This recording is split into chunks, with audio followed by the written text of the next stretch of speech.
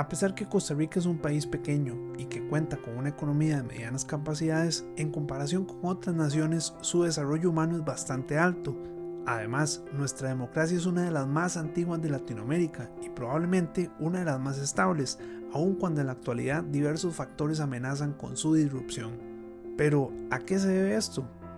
El régimen democrático en Costa Rica surgió luego de un extenso proceso de transición entre finales del siglo XIX y mediados del siglo XX. Este periodo no se eximió de fuertes conflictos, sin embargo, finalizó con un aparato institucional robusto, así como libertades básicas asociadas con un sistema en democracia. No obstante, después de los años 50, el país experimentó una serie de eventos económicos, sociales y políticos que reconfiguraron al Estado. Tanto la economía como la población costarricense crecieron aceleradamente hasta enfrentar una fuerte crisis en 1980. Muchos países en condiciones de subdesarrollo pasaron por este mismo proceso, pero a diferencia de ellos, Costa Rica acompañó su progreso de una constante búsqueda de la democracia y la equidad social. Esto generó una fuerte estabilidad política en el país, incluso cuando toda Centroamérica enfrentaba tiempos convulsos. Al llegar a los años 80, la crisis económica impacta a Costa Rica y provoca un cambio en su modelo de gestión y en sus instituciones. La incertidumbre y las dificultades sufridas por la población en este periodo dirimen en un desencanto por la política, el colapso del bipartidismo, la desconfianza por las y los gobernantes, así como una caída en la participación electoral. Las últimas décadas han visto una ardua crisis fiscal, así como una división ideológica entre la población, exacerbada por temas de derechos humanos. No obstante, la estabilidad política y social se mantiene con relativa normalidad. Las razones para ello podrían basarse en las diferencias entre la democracia costarricense y la de otros países en la región. Nuestro país ha llevado a cabo una importante expansión en el reconocimiento de derechos, así como los procesos de protección y tutela de estos. Incluso en la legislación costarricense se establecen funciones al Estado de proteger el bienestar de su población. Además, existen fuertes mecanismos de control a los distintos poderes de la República, pero sobre todo al Ejecutivo. Por ejemplo, este poder no puede vetar el presupuesto ordinario aprobado por la Asamblea Legislativa, ni rehusarse a firmar las leyes que ésta aprueba. Asimismo, un sector importante de la institucionalidad costarricense cuenta con independencia administrativa del Poder Ejecutivo. La Contraloría General de la República también constituye un importante control financiero sobre la legalidad del gasto público, siendo este uno de los órganos reguladores más fuertes de América Latina. La Corte Suprema de Justicia, por su parte, establece un amplio, fuerte y activo control de constitucionalidad sobre la acción pública en Costa Rica. Todos estos factores llevan a mantener el orden y la estabilidad en el sistema costarricense, incluso cuando escándalos de corrupción han afectado a la opinión pública en el pasado. Actualmente, las y los costarricenses tienen poca confianza en las figuras políticas, pero continúan confiando en su sistema electoral, y ese es uno de los mayores pilares que mantienen en vigor a nuestra democracia. Nos encontramos en Diálogos del Bicentenario con el ministro de Obras Públicas y Transportes, Rodolfo Méndez Mata. Don Rodolfo es ministro de Obras Públicas por tercera ocasión, él es ingeniero, fue diputado de la Asamblea Legislativa, fue ministro de la Presidencia, fue ministro de Hacienda y además fue precandidato presidencial del Partido Unidad Social Cristiana. De manera que con don Rodolfo podemos hacer un buen análisis sobre la gestión pública y la gestión política de Costa Rica. Muchas gracias, don Rodolfo, por estar con nosotros en Diálogos del Bicentenario. Muchísimas gracias, Yanancy. Le agradezco mucho que me haya invitado aquí a su programa. La primera pregunta que le tengo es una pregunta de evaluación. Si usted tuviera que evaluar qué hace bien y qué no hacemos bien en el Estado costarricense respecto a lo que hemos sido como país, ¿qué hace bien y qué hace mal nuestro Estado costarricense? Yo parto de un antes y un después a raíz de la crisis de los años 80. Me parece que fue necesario hacer toda una modificación en el funcionamiento del Estado, en el funcionamiento de los programas de desarrollo nacional. Y sin embargo, no fue posible superar totalmente los efectos devastadores que tuvo aquella crisis. La clase política no fue capaz de lograr acuerdos, primero con el bipartidismo y posteriormente cuando el bipartidismo desaparece, no ha sido posible encontrar la ruta adecuada para superar todos los problemas generados desde aquel momento. Hemos avanzado mucho, por supuesto. Hemos logrado grandes éxitos en el desarrollo económico. Hemos generado un país que con su estructura educativa y la calidad humana de nuestro pueblo logró insertarse en los mercados internacionales de una manera muy positiva. Sin embargo, hay otros aspectos en los que no hemos podido superar las cosas.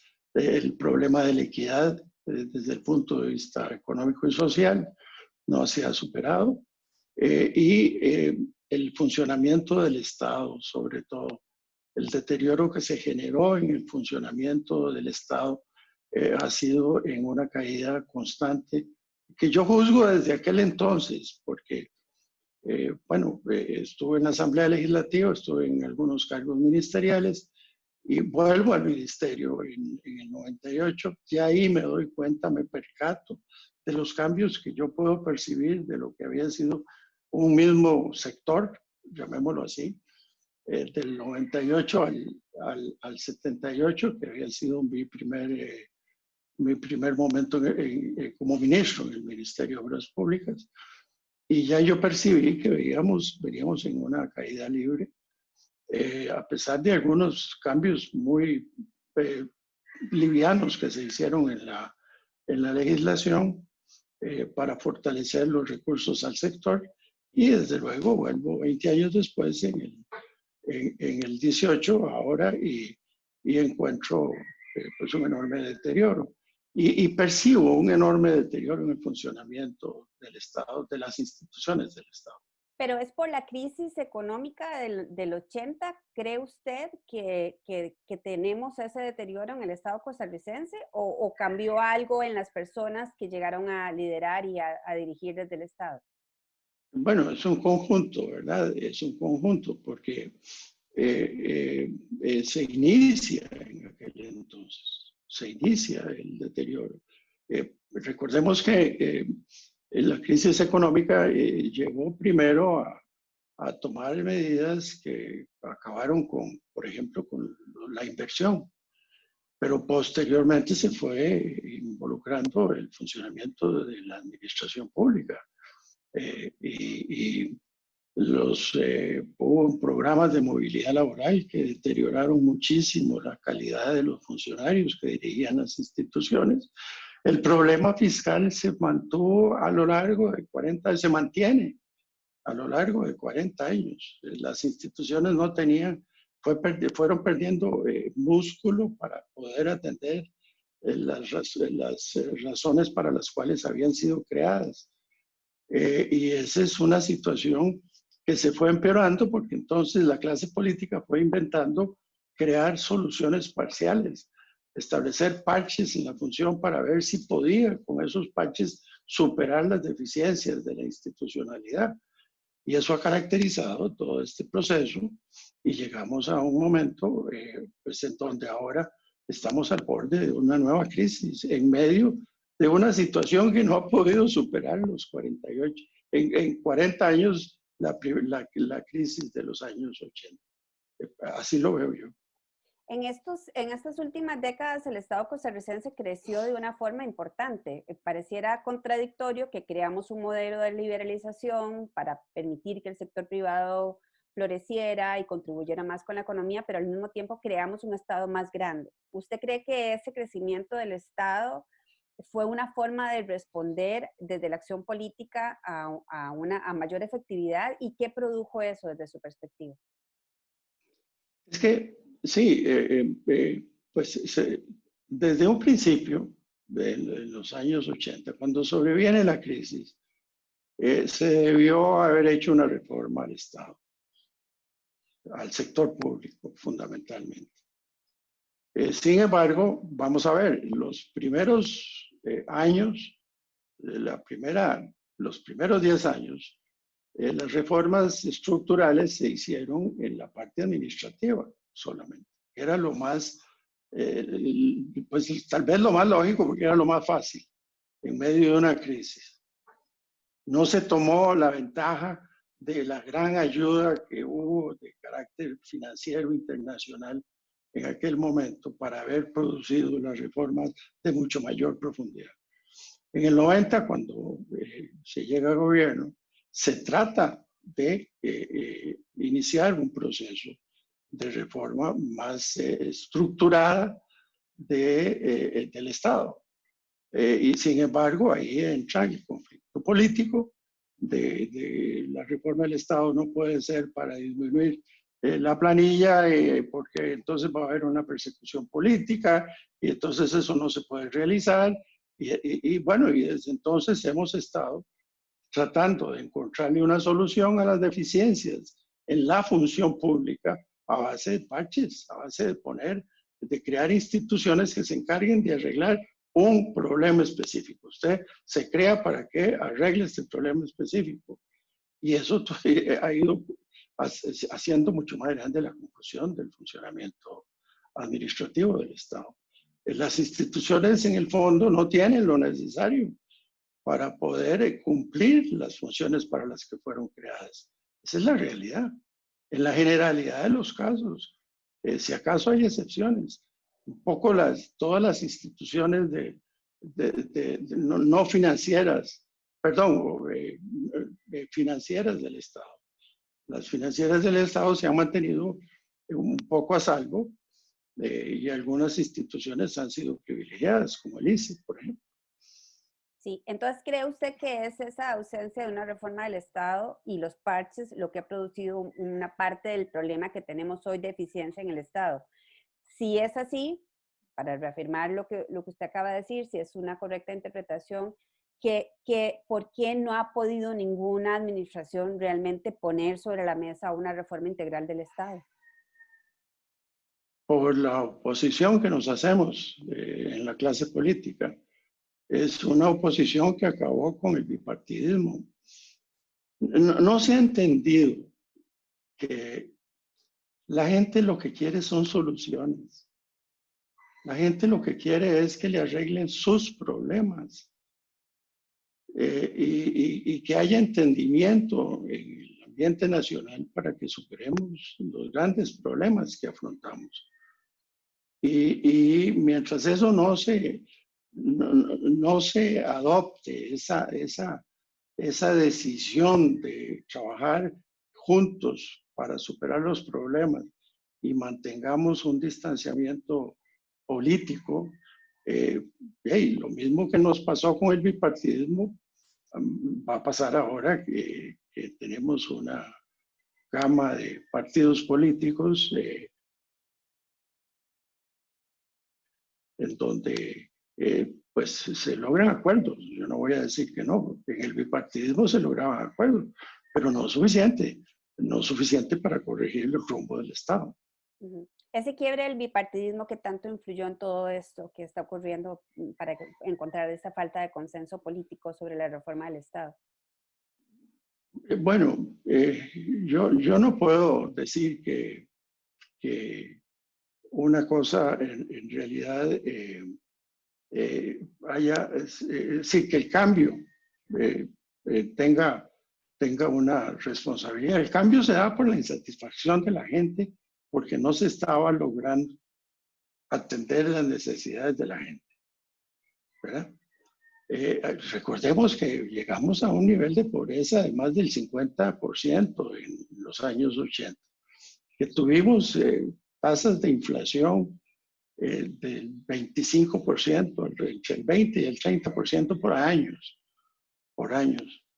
que los arreglos que se hacían de ese estado de la economía eran temporales, eran fluctuantes, se lograba bajar, pero de pronto otra vez volvía a subir.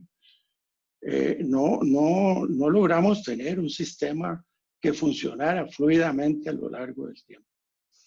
Y bueno, ahora vivimos exactamente lo mismo. No ha cambiado. Si la ausencia de acuerdos de entonces sigue siendo la ausencia de acuerdos en este momento, con un agravante. Los partidos sí, ciertamente se han debilitado. En general, todos los partidos políticos se han debilitado y hay ausencia de liderazgos en el país, de liderazgos políticos. Tenemos un enorme déficit, un déficit más de los muchos que tenemos en la administración del Estado. Bueno, ese último comentario suyo nos sirve para ir a pausa porque sin duda es un tema sobre el cual debemos profundizar. Vamos a pausa y regresamos con don Rodolfo Méndez Mata en Diálogos del Bicentenario.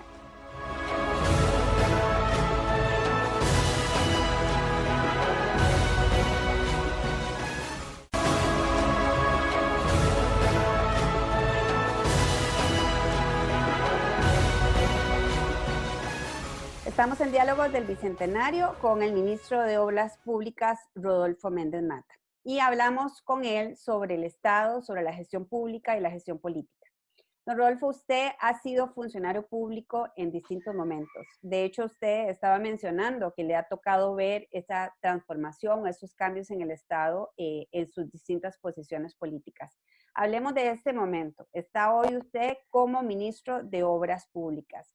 ¿Cuál ha sido, a partir de esa experiencia, de la forma en que el Estado costarricense ha atendido las necesidades de los costarricenses? ¿Cuál es su fórmula hoy para hacer su trabajo como ministro de Obras Públicas con una tarea muy importante como es el desarrollo de infraestructura en Costa Rica? Bueno, tomo la experiencia vivida en etapas distintas del funcionamiento del sector que me toca dirigir. Y trato de hacer la función dirigiendo las instituciones, que es me parece que es una de las ausencias que ha habido en el pasado, y trato de hacerlo de manera muy pragmática, tratando de impulsar y de dirigir instituciones que tal vez no han sido dirigidas con esa visión en el pasado, en los últimos años. Se ha dejado que las instituciones funcionen dentro de una normalidad que no tienen, que no existe. Ha habido un enorme temor en los funcionarios, se ha generado un enorme temor en el funcionario público a la toma de decisiones, precisamente por la debilidad institucional. Entonces uno tiene que dar el ejemplo de tomar decisiones, de dirigir y de involucrarse y de estar ahí a la par de los funcionarios que tienen que hacer las cosas.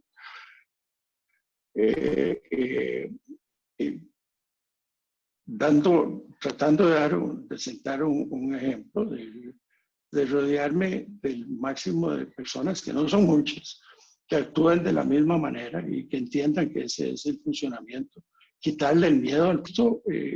Durante años amenazado con el comentario: hay que cerrar, las instituciones no sirven para nada, no pueden hacer nada, hay que acabar con ellas. Las campañas políticas eran particularmente tiempos para que cada uno de los candidatos dijera exactamente lo mismo.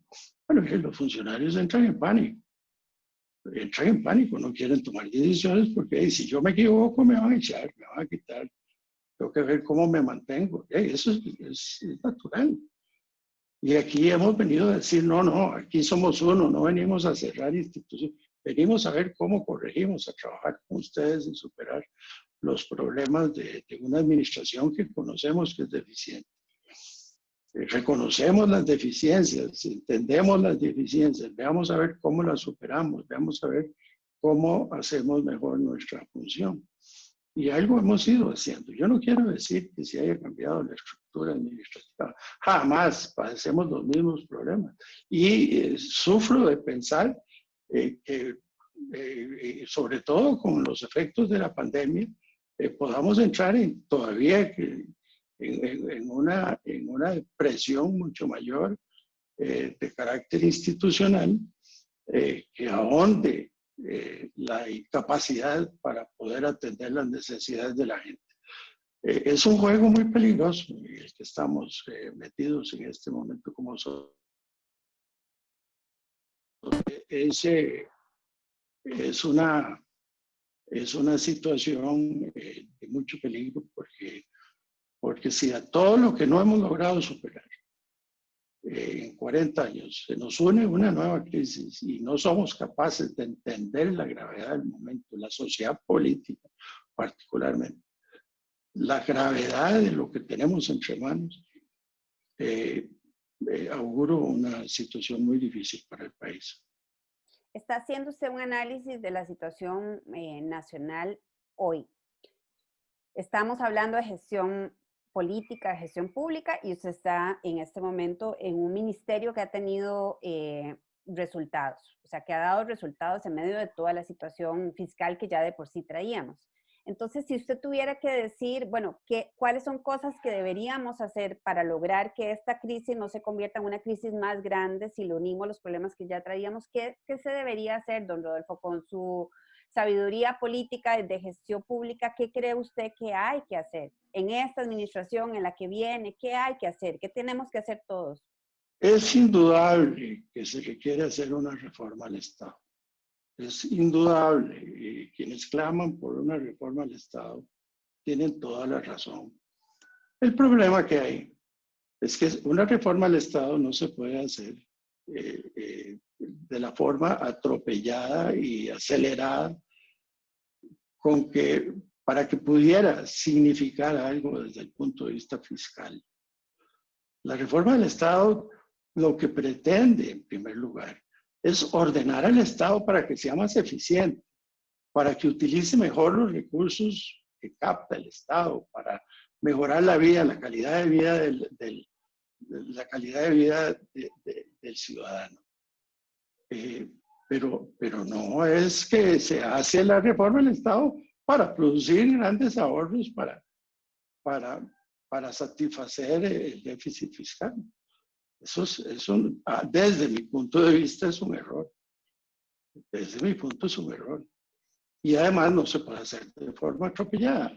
No se puede, entraríamos en una espiral de deterioro político y social demasiado fuerte, que la clase política no lo va a permitir. Ese es el otro aspecto, ¿verdad? Entonces, ese es el juego en el que hemos estado a lo largo de 40 años. Precisamente es el juego en el que hemos estado.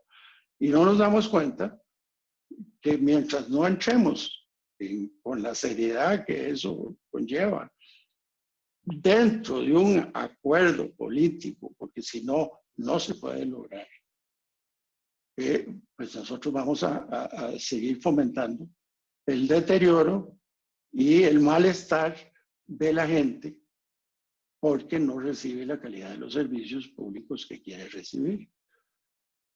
Con justa razón, no vamos a poder realmente superar plenamente la inequidad. ¿Cómo va a ser que hayan pasado 40 años en donde tengamos para ponerlo de ejemplo, que tengamos de 8,000 kilómetros de una red vial nacional, tengamos 3,000 kilómetros en caminos de lastre o tierra, rutas nacionales, sin que nada haya pasado? Y esas comunidades han estado dejadas en el olvido. Y aquí la gente cree que nosotros ahora en el ministerio estamos trabajando solo en el área metropolitana. No, tenemos un programa para pavimentar 1,000 kilómetros de caminos de ese tipo, porque somos conscientes de la injusticia que hemos generado a lo largo de décadas. Sin atender aspectos fundamentales para el desarrollo de todas estas poblaciones. Esa gente no puede estar contenta. Y eso lo tipifico en algo para mí tan visible, como es la gente de las zonas rurales, la gente de las zonas más deprimidas, las zonas alejadas de la zona norte, la zona sur, Guanacaste, Limón. Porque la meseta central se ha defendido. Ellos están, es decir, los habitantes de la meseta están aquí en el corazón de la producción. Don Rodolfo, de manera que se han defendido. usted está hablando de su gestión en el Ministerio de Obras Públicas y la gestión suya digamos, se califica como una gestión buena donde ha habido liderazgo. Y entonces estamos hablando de reforma del Estado y estamos hablando de un Estado que requiere cambios y tiene que haber acuerdos políticos. Entonces, ¿cómo generamos un liderazgo como el suyo, que ha logrado, en medio de todas las carencias del ministerio y del Estado, generar algunas cosas? O sea, ¿de dónde puede venir esa capacidad de alguien o algunos para tratar de impulsar ese acuerdo político que genere una reforma que tenga sentido para la situación que estamos viviendo además en este momento? Yo hago sobre esto hago un comentario. Los análisis de la situación y los comentarios que yo escucho de la gente que ha estado anteriormente en la función pública política, expresidentes, excandidatos, en la generalidad de los casos, uno encuentra un discurso mucho más moderado que busca lograr acuerdos para el país, que valora la situación de una manera muy distinta al enorme populismo que está empezando a surgir en la clase política. Se hace un llamado para que abandonen, para que logren acuerdos, para que abandonen radicalismos, que no consiguen nada, más que deteriorar el ambiente y generar mayor enojo y promover el enojo de la gente. Uno tiene que entender que hay razones para que la gente en este momento esté muy preocupada y enojada. Las familias de nuestro país están sufriendo. Es decir, un porcentaje enorme de la familia sufre los efectos del desempleo, de la difícil situación económica. Y es injusto querer aprovecharse de esa situación para hacer una política barata. Populismo, es absolutamente injusto. La sociedad no necesita eso. La sociedad lo que necesita son acuerdos que permitan superar esa situación. Y eso, a veces, el ímpetu de quienes quieren crecer en la política, y así ha sido de siempre, ¿verdad? Yo no voy a decir que sea nuevo. El ímpetu de la gente que quiere crecer políticamente es simplemente responsabilizar a los que están al frente. Usted tiene la culpa, esto usted es culpable y ve, ¿y qué ganamos con eso? ¿Qué gana? Nada se gana con eso. Es decir, si creen que van a levantarse, desde mi perspectiva están totalmente equivocados. El pueblo de Costa Rica ya en este momento entiende que si la clase política comete errores, es a toda la clase política que juzga. No es a un partido político solamente, no, a todos los juzga por igual. Muy bien. Vamos y quiero que volvamos con este tema pensando en el año 2021, que ya tenemos tan cerca y que es un año preelectoral, para analizar esta situación. Vamos a pausa, don Rodolfo, y volvemos con este tema del 2021.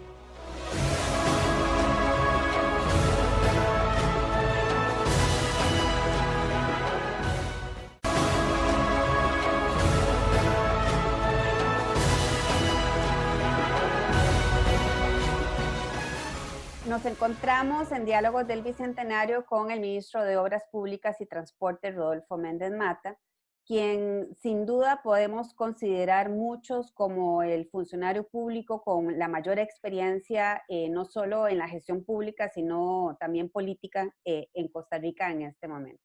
Don Rodolfo, estamos muy cerca ya del año 2021, que es un año preelectoral. En medio de esta situación de crisis económica y de crisis también política en parte que tenemos. ¿Qué podemos esperar en el 2021? No qué deberíamos, sino qué podemos esperar a partir de esta realidad que usted está viendo y lo que usted ha analizado de lo que ha venido ocurriendo en Costa Rica en los últimos años? Tal vez primero ya, si voy a hacer una aclaración, porque me atrevo de hablar con la franqueza que lo hago en los aspectos políticos, porque no tengo filiación política con ningún partido. De manera que esa es una enorme tranquilidad que tengo a mi edad y después de tantos años de retiro de la actividad política, sobre todo electoral. Me permite hablar y reflexionar con la mayor apertura posible. Bueno, lo que empiezo a ver es de preocuparse. Lo que empiezo a ver es de preocuparse. Hay movimientos que están queriendo aprovechar esta crisis para hacer ese populismo, podría decir barato, porque el populismo al final de cuentas es barato.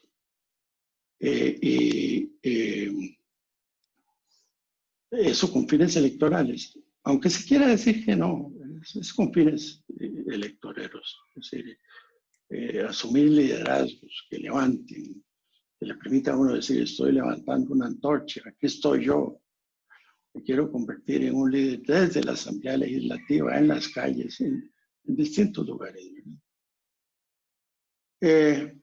Y eso es muy peligroso, se está jugando con fuego.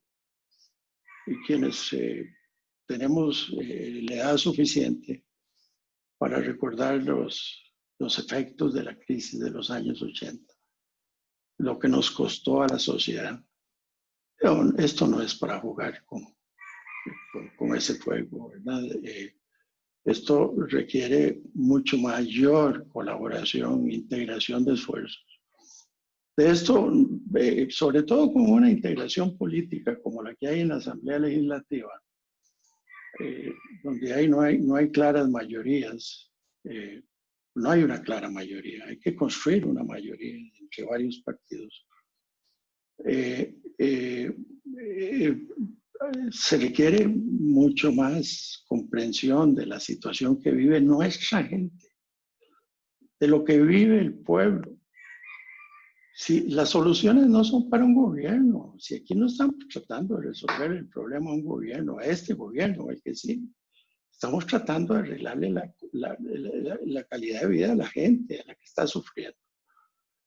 Y la gente se mueve por conceptos populistas, mensajes que lo quieren alinear en posiciones electorales. Y eso es absolutamente injusto en este momento.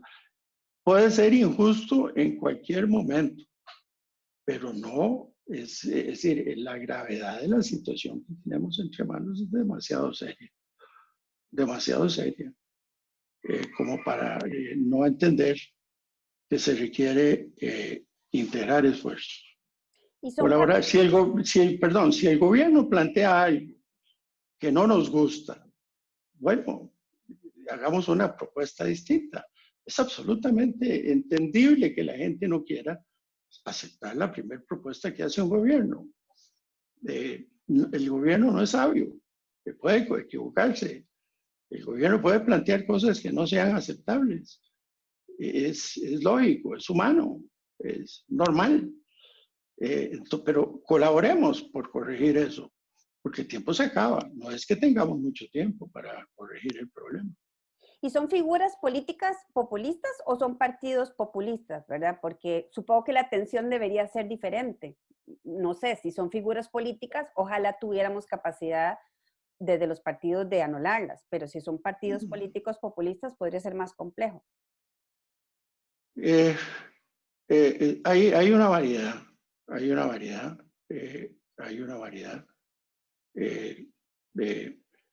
Generalmente el populismo se caracteriza más en personas que quieren asumir liderazgos, quieren ser reconocidas como líderes. Y entonces la manera de asumir esa posición de liderazgo es hablándole a lo que el electorado quiere oír. Esa es la característica del populismo. Estoy agobiado por los impuestos. Entonces yo voy a proponer bajar los impuestos porque le estoy hablando a alguien que quiere que le reduzcan los impuestos porque está pasando dificultades. Pero eso no es lo que requiere ese ciudadano. No necesariamente es lo que requiere ese ciudadano, ni necesariamente es el que va a pagar los impuestos. Pero yo le meto en la cabeza de que le quiero poner impuestos a él, cuando es a otros a los que le quiero poner impuestos. Digo, ese es un juego macabro, ¿verdad? Es un juego macabro que hay. Y yo digo que es un juego macabro por el momento que estamos viviendo. ¿Cómo juzga a los partidos más tradicionales? Y pues aquí sin duda uno tiene que hablar de Liberación, de la Unidad, en alguna medida también del PAC, que ya se volvió un partido más tradicional porque ha estado 2 veces en gobierno.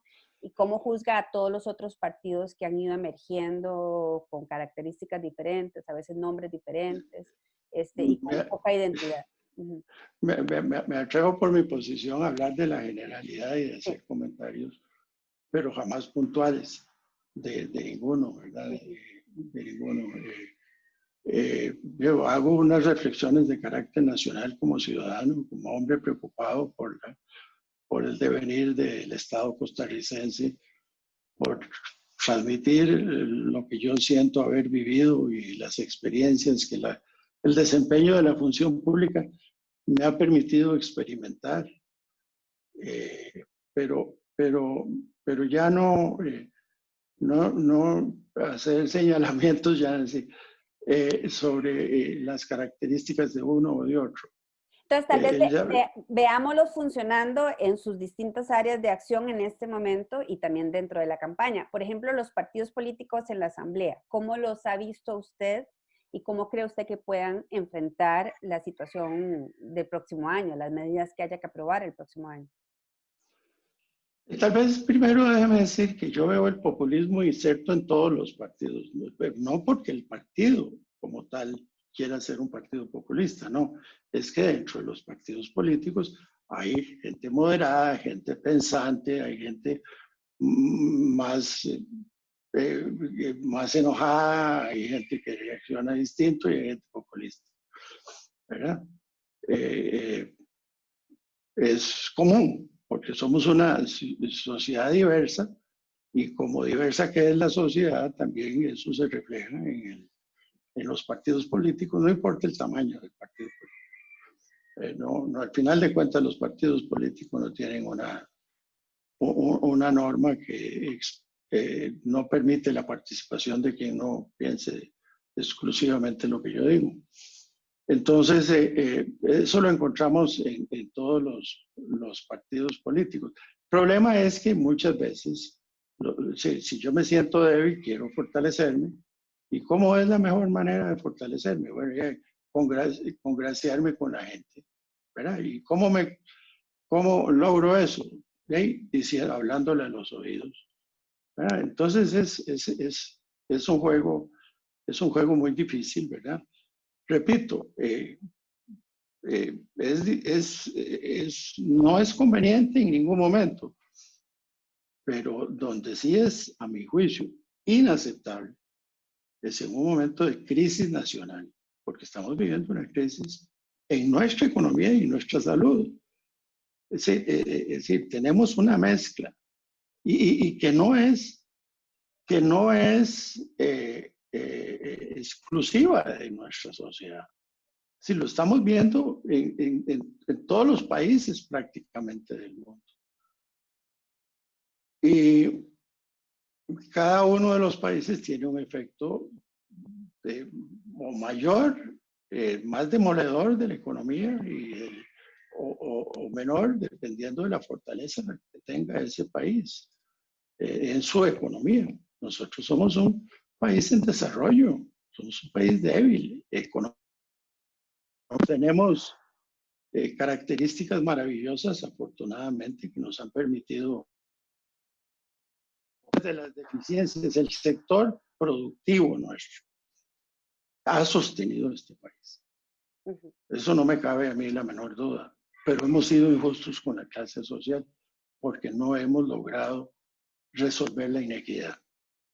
La Asamblea Legislativa ha sido una asamblea, digamos, bastante eficiente respecto a lo que veníamos viendo en las administraciones anteriores con este gobierno. Aprobó una serie de reformas importantes que este gobierno requería para hacer su trabajo. Viene toda esta discusión con el Fondo Monetario Internacional, o sea, ¿cómo ve a los partidos políticos operando? ¿Cree que al final van a mantener ciertos niveles de responsabilidad como lo que han hecho hasta ahora, o que mucho de su foco electoral va a pesar para que al final algunas de estas cosas se compliquen mucho? Y yo advierto que no estoy en esa parte del funcionamiento del gobierno, estoy concentrado en mi sector, pero yo no consigo. No puedo imaginarme que seamos tan incapaces como un todo de no resolver esta situación y resolverla pronto. Esa es mi mayor tranquilidad. Sí, porque si yo me dejo llevar por las señales que uno ve diariamente de una cosa que pasa y la otra y la reacción y el juego en que nos encontramos, es de uno morirse de los nervios. Y ve líderes, para el que es consciente, para el que es consciente de lo que nos puede pasar, es que claro, si no uno piensa que una inconsciencia generalizada, ¿verdad? De manera que no, es decir, esa es la única razón por la que guardo un poco de tranquilidad respecto a la solución. ¿Ve líderes, don Rodolfo? ¿Ve líderes? Usted señaló ahora dentro de su evaluación que uno de los problemas que hemos tenido ha sido, digamos, liderazgos fuertes para impulsar cambios y para hacer que el Estado sea más eficiente. ¿Ve líderes en este momento? Algunos, no me tiene que dar nombres, digamos, pero ve gente que crea usted que tenga la capacidad de decir, bueno, no, esto tenemos que hacerlo y hay que actuar con responsabilidad. ¿Los ve? Así como ve a los populistas, ve a los buenos, ¿verdad? Los veo a esos líderes dando un mensaje en la dirección correcta. Los que yo considero que han, o que tienen un grado de liderazgo.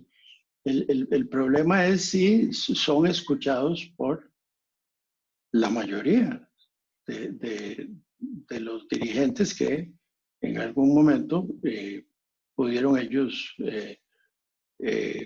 mover hacia la dirección correcta, ¿verdad? Eso, ojalá que sea así. Yo no lo puedo juzgar porque no estoy envuelto entre las interioridades de los partidos. Pero sí veo personas que han tenido liderazgo nacional hablándole a la gente y al pueblo en el sentido correcto. Y a nivel del liderazgo más regional, a veces nosotros hablamos mucho de la política nacional, pero se nos olvida de la política regional. ¿Cómo analiza usted el crecimiento que hemos tenido como país en la descentralización del Estado, la gestión municipal y la gestión política desde las municipalidades? Yo noto que ha habido un cambio bastante positivo en los gobiernos locales. Como todo, tenemos unos que funcionan mejor que otros, que han tenido una mayor posibilidad de desarrollarse de una mejor manera, pero es un cambio positivo en la estructura administrativa del Estado, sin la menor duda. Ha habido aciertos, de nuevo, reformas que no se han completado, pero que se van quedando ahí a medio palo, como decimos. Que es necesario terminar de profundizar. Pero sí, el cambio es positivo, ¿verdad? Ahora, es importante que se entienda que ese no es el fundamento de la administración pública. Es un complemento del gobierno central y el gobierno local. Tiene que haber un balance y un acomodo, ¿verdad? Porque también a veces uno ve que se quiere llevar el concepto de gobierno local a el gobierno nacional. Y eso sí es peligrosísimo, ¿no? Es un juego muy peligroso. Tiene que estar ese balance tiene que estar bien delimitado. Muy bien. Bueno, vamos a hacer la última pausa y regresamos con don Rodolfo Méndez Mata a hacer una reflexión final sobre lo que él considera es la gestión política y la gestión pública de Costa Rica. Vamos a pausa y regresamos.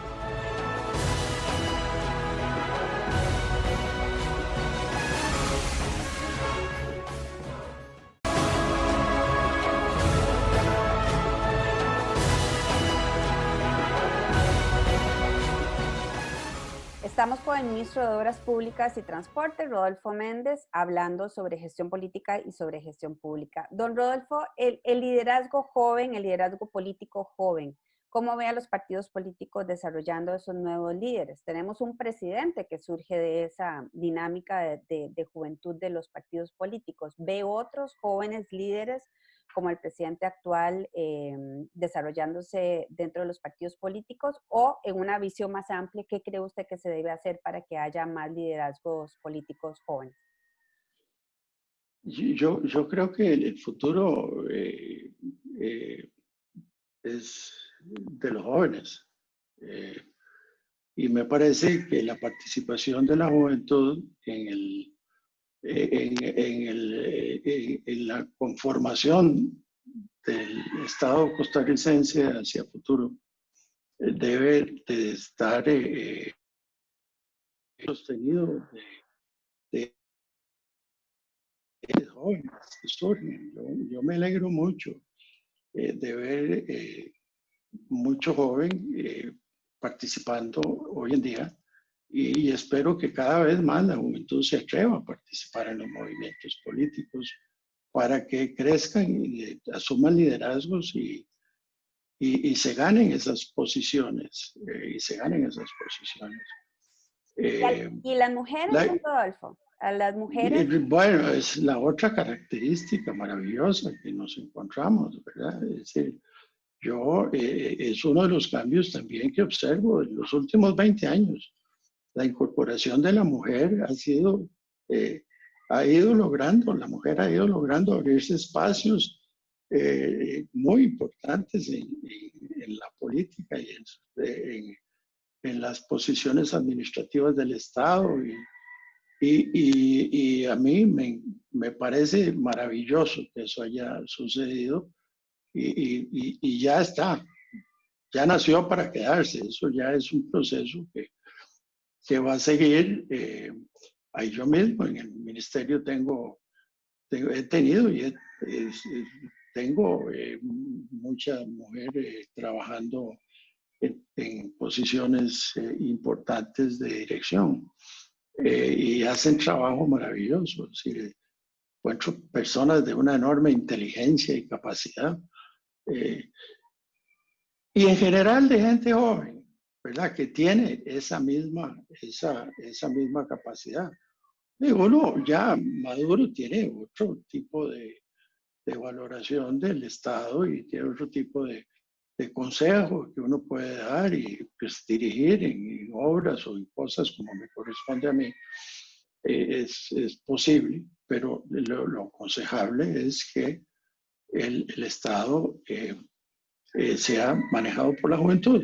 Una de las razones, Yaransi, por las cuales yo me volví a involucrar, salí de 15, 16 años de retiro, de no hacer actividad ni política ni administrativa del Estado.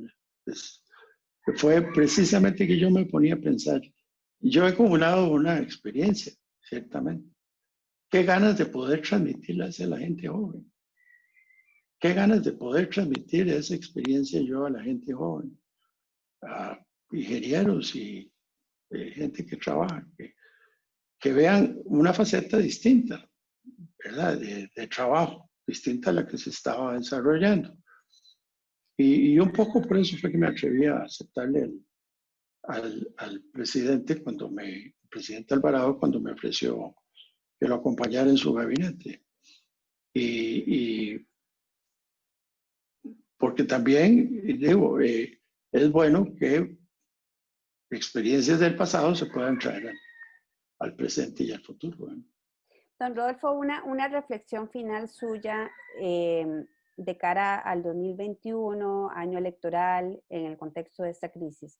¿Cómo deberíamos mejorar la gestión política para a su vez mejorar la gestión pública? Yo les hago, me hago mía una reflexión que hizo en alguna oportunidad, allá por el año 87, el expresidente don José Joaquín Trejos Fernández, nos hizo a quienes estábamos militando en su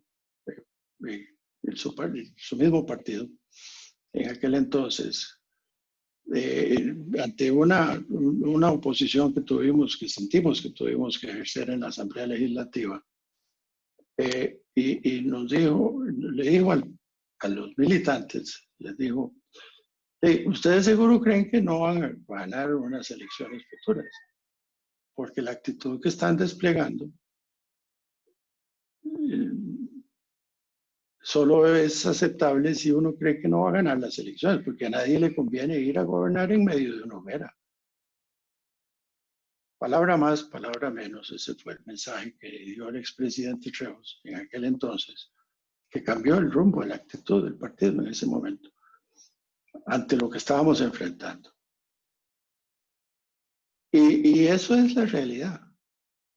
Si alguien está aspirando a gobernar, por Dios santo, las cosas hay que arreglarlas ahora, que es cuando hay que arreglarlas todas. Es decir, llegar a pretender hacer política para llegar a gobernar en medio de una hoguera es algo que yo no se lo deseo a nadie, a nadie. Bueno, no me lo deseo yo como seré ciudadano común, no deseo vivir la clase de empobrecimiento que todos tendríamos que vivir si estas cosas no se arreglan. Y desearle a alguien gobernar en esas condiciones sería un masoquismo completo, ¿verdad? De manera que yo espero que se haga esa reflexión y que si hay que ganar unas elecciones se hagan utilizando mecanismos que no sean destruyendo la calidad de vida de los costarricenses, porque eso no se va a poder recuperar en un gobierno. Tenemos 40 años de la crisis de los 80 y no hemos podido superar los problemas. Por ahí empecé, creo, en la conversación, y por ahí quisiera terminar. Sí, si hay algo que este país y nuestra sociedad debería aprender, es que 40 años no han sido suficientes para superar los problemas generados en la crisis de los años 80. Así de serio fue esa crisis. Así de serio fue esa crisis que vivimos. Y sin duda sí de seria, y sin duda sí de seria es esta crisis también. Yo me atrevo a decir que ya estamos en esa hoguera, don Rodolfo. Si lo fuera, no sería así. Sería muchísimo peor, porque estaríamos adicionándole a todo lo que no hemos podido. Sí. Reflejemos solamente un factor, la inequidad, la desigualdad en nuestro pueblo. Es decir, reflejemos que no hemos sido capaces en 40 años de resolver esa inequidad. Y si ahora le sumamos una crisis, no quiero ni pensarlo. No quiero ni pensarlo. Sí, no quisiera ver a las familias costarricenses sumidas en la pobreza a la que podrían estar llegando a sumirse si esto no se corrige como se tiene que corregir. Bueno, don Rodolfo, confiemos en que la sabiduría política que ha tenido este país en estos 199 años de vida independiente esté en este momento a la altura de estas circunstancias. Muchísimas gracias, don Rodolfo, por haber estado con nosotros en este último programa de esta serie de diálogos del Bicentenario, por lo menos por este año, porque el Bicentenario empieza a celebrarse el próximo año. Realmente muy interesante la conversación con usted, ministro. Muchísimas gracias, don Rodolfo, por la gestión No, política y pública que usted ha hecho durante tantos años. muchísimas gracias a usted, Yancy, por invitarme a este programa y ponerme a hablar de cosas que no pienso mucho, pero aquí estuve. Bueno, es que hay que hablar, para eso está este programa, para hablar, para dialogar sobre la Costa Rica que queremos. Muchísimas gracias a todos por habernos acompañado en este programa y en esta serie, y nos vemos pronto. Muchas gracias. Muchas gracias.